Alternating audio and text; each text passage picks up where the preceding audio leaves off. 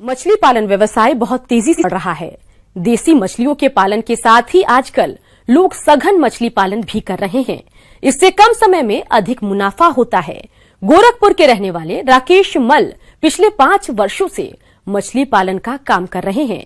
पहले ये केवल देसी मछलियों का ही पालन करते थे, लेकिन जानकारी मिलने पर इन्होंने सघन मछली पालन भी शुरू किया। आइए मिलते हैं इनसे।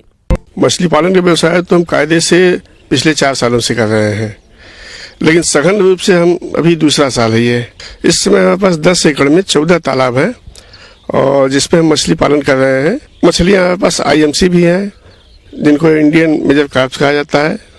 रोहू, भाकुर, नैन, कतला वगैरह हैं।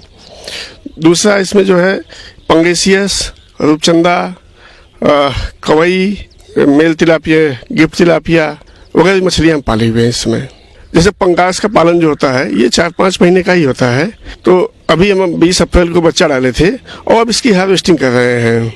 तो हार्वेस्टिंग इस समय चालू है, आप अभी देख सकते हैं। आमतौर पर देसी मछलियों का ही पालन किसान करते हैं, लेकिन आजकल देसी मछलियों के पालन के साथ ही लोग सघन मछली पालन भी करने लगे हैं। सघन मछली पालन में फंगास यानी बैकर मछली का पालन किया जाता है, जिसका पालन देसी यानी कार्प मछलियों की तुलना में अलग तरीके से किया जाता है। अगर कोई पंगास यानी बैकर पाला हुआ है तो उस पर विशेष ध्यान देना चाहिए कि हमारी जिस पोखरे में हम पाले हुए हैं उस पोखरे की मछलियां जल्द से जल्द हम निकाल दें। जल्द से जल्द कहने का मतलब ये होता है कि एक बार अगर शुरू करें तो 2 या 3 दिन में हम उस पोखरे को खाली कर दें। उसके पीछे भी तर्क है। एक तो जिस दिन से हम पहली बार जाल चलाते हैं उसी दिन से ही वो फीडिंग लेना बंद कर देती हैं। दूसरा, बार बार जाल चलाने से इनके चमड़े पे रेसेज आते हैं। उन रेसेज की वजह से 3-4 दिन अगर जाल चलता है तो ये फट जाते हैं और आधी मछलियाँ लगता है किसी ने काट के निकाल दी है ब्लेड से। और अगर हम जल्दी नहीं निकालेंगे तो इनका वेट भी बहुत ज़्यादा लॉस होता है। अगर किसी पोखरे को आप 15 दिन में निकालते हैं तो पर मछली का वेट लगभग 150 से 200 ग्राम तक लॉस हो जाता है। इसलिए जल्दी हार्वेस्टिंग करनी चाहिए। देसी मछलियाँ जहाँ 1 वर्ष में तैयार होती हैं, तो वहीं फंगास 6 से 7 महीने में तैयार हो जाती है। इस समय इनकी फंगास मछली बिक्री के लिए तैयार हैं, जिनका हार्वेस्टिंग शुरू है।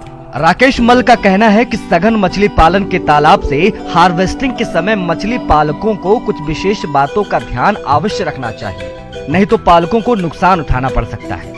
राकेश बताते हैं कि जिस तालाब से हार्वेस्टिंग किया जा रहा हो, कोशिश करना चाहिए कि उसके 1 या 2 दिन में पूरा हार्वेस्ट कर लिया जाए, क्योंकि हार्वेस्टिंग के बाद मछलियाँ फीडिंग बंद कर देती हैं। दूसरा, ज्यादा दिन तक ही तालाब में जाल डालने से मछलियों के शरीर पर घाव हो जाते हैं, साथ ही उनका वजन भी कम होने लगता है। देसी मछलियाँ चूंकि भारतीय मेजर कार्प्स कहा जाता है, इंडियन मेजर कार्प कहा जाता है, वो हमारी परिस्थितियों को समझने के लिए एकदम अनुकूल है। अंतर क्या है कि इनको हम हाई डेंसिटी में करते हैं और उनको हम लो डेंसिटी में करते हैं। तो उनके साथ तो कोई दिक्कत नहीं है, कितना होगा आप जाल चलाइए, कितना फीडिंग भी वो करेंगी, उनके साथ कोई दिक्कत नहीं आएगा। देसी मछलियों का पालन कम से कम एकड़ में करके ही अच्छा मुनाफा कमा सकते हैं, लेकिन फंगास मछलियों में ऐसा नहीं है। इनका पालन कम एरिया में भी करके अधिक मुनाफा कमा सकते हैं, लेकिन इनके पालन में विशेष देखरेख की जरूरत पड़ती है। राकेश मल कई तरह की मछलियों का पालन करते हैं, जिसमें इन्हें किसी तरह की कठिनाई नहीं आती है और आज ये इस बिजनेस में अच्छा मुनाफा कमा रहे हैं। देखिए, मछली पालने का तरीका होता है। लोग क्या करते हैं, बच्चा ला के डाल देते हैं अनाप शनाप ज्यादा से ज्यादा मात्रा में। हम किसान भाइयों से यही कहना चाहेंगे, आप बच्चे की साइज जो है वो अगर 100 ग्राम तक मिल जाए तो बहुत अच्छा है, नहीं तो एटलीस्ट 50 ग्राम से नीचे तो नहीं ही करें। अब नया हम लोग ये देखे हैं कि यहाँ पे एक मछली आती है जिनको हम सुम्हा कहते हैं, इंग्लिश का नाम कवई फिश है। ये कवई फिश बहुत ही हाई डेंसिटी में होती हैं। और दूसरा है एक चीतल फिश आती है जिसको हम मोए मछली कहते हैं अपने के भाषा में, जो नदियों में ही होती हैं। तो हम इस साल चीतल और मोए की, चीतल और कवई की फार्मिंग कर रहे हैं। इनमें क्या है कि हम हाई डेंसिटी में, और बहुत महंगी मछलियां हैं हमारे के वहाँ से इस समय 300 रुपया पर केजी कवई बिक जाती है। और मोए का तो अभी रेट ही नहीं मालूम है, क्योंकि पहली बार हार्वेस्टिंग कर रहे हैं। बाकी नदियों से जो आता है वो भी 400 रुपया पर केजी आता है, जिनकी साइज 4 से 5 किलो होती है। अगर पंगास की बात हम करें यानी बैकर की, तो इसमें लगभग 70 रुपया के आसपास का खर्चा आता है और बाकी जो बिक जाता है वो आपका अपना होता है। मार्केट औसतन 100 रुपया तो मिल ही जाता है। कभी कभार अगर हम अप्रैल मई जून में बेचते हैं तो 110-120 भी जाता है, तो हमारा प्रॉफिट बढ़ जाता है। अगर आप देसी मछली की बात करें तो उन्हें 1 साल लगता है तैयार होने में, और ये मछलियां भी लगभग 80-80 रुपये के आसपास खर्चा आएगा। लेकिन मार्केट में अगर बिकेंगी तो ये बिकेंगी 250 रुपया एक मछली 1 किलो की होके, तो इतना अंतर है दोनों में। अगर पंगास की बात करें और अप्रैल मई जून में है तो मेरी मछलियों का वेट अगर आधा किलो 600 ग्राम है तो भी बेच सकते हैं।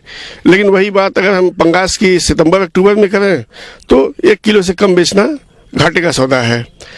अगर देसी मछली की बात करें, रोहू भाकुर की, तो 1 किलो का 1 साल में हो जाती है, तो उस समय इनका 250-250 रुपया पर केजी आपके वहाँ से बिक जाता है। तो दोनों